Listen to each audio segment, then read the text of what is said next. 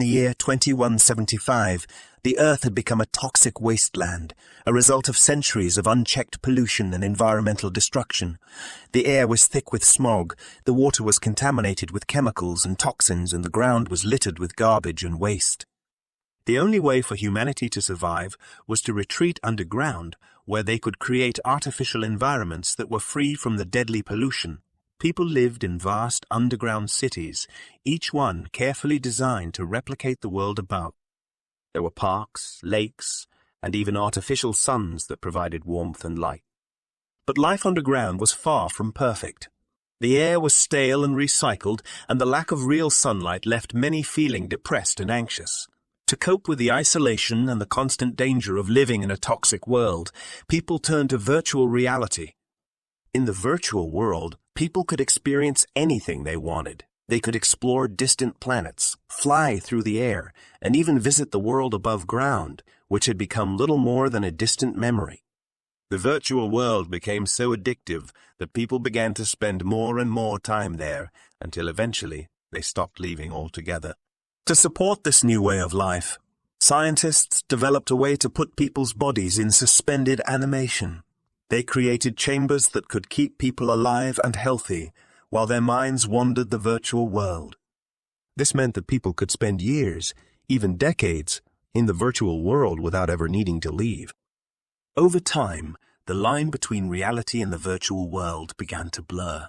People started to believe that the virtual world was the real world and that their bodies were just temporary vessels that they used to explore this new reality.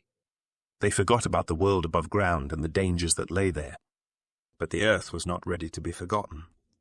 It continued to decay, and the toxic environment grew more deadly with each passing year.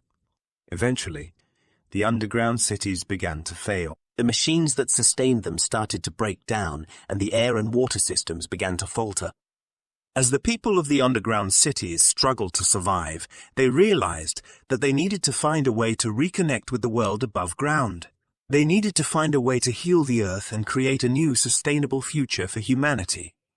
The people who emerged from their virtual realities were greeted by a world vastly different from the one they had left behind. The Earth had evolved in unexpected ways during their long absence. New species had emerged, and others had become extinct. The landscapes were now unrecognizable, with mountains and valleys formed by earthquakes and shifts in the tectonic plates. The people soon realized that the task of restoring the natural world was much more complex than they had anticipated. They faced numerous challenges and dangers, from treacherous weather conditions to deadly predators. The new creatures that roamed the land were hostile and unpredictable, making it difficult for the people to move freely and carry out their work.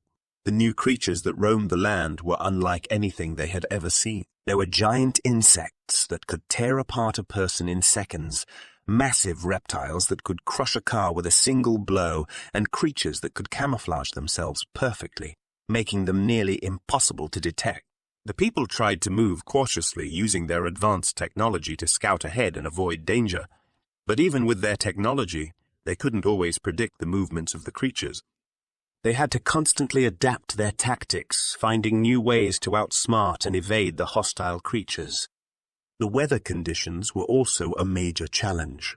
The climate had changed dramatically in the years since they had entered their virtual realities, and now the world was racked by violent storms and extreme weather events. The people had to take shelter from hurricanes, tornadoes, and other natural disasters, often risking their lives to do so. Despite the dangers, the people refused to give up. They knew that the future of the planet depended on their success, and they were determined to see the task through to the end. One of the most difficult challenges they faced was the pollution itself. The toxic chemicals and waste left behind by centuries of human activity had seeped deep into the soil and water, making it difficult to grow crops or find clean sources of food and water. The people used their knowledge of science and technology to develop new methods of cleaning up the pollution. They built sophisticated filtration systems to purify the water, and they developed new techniques for breaking down the toxic chemicals and waste. Over time, the people began to make progress. They were able to establish small settlements, growing crops, and raising livestock in the reclaimed land. They learned how to work with the new creatures, developing strategies to avoid conflict and even forming alliances with some of the less hostile species.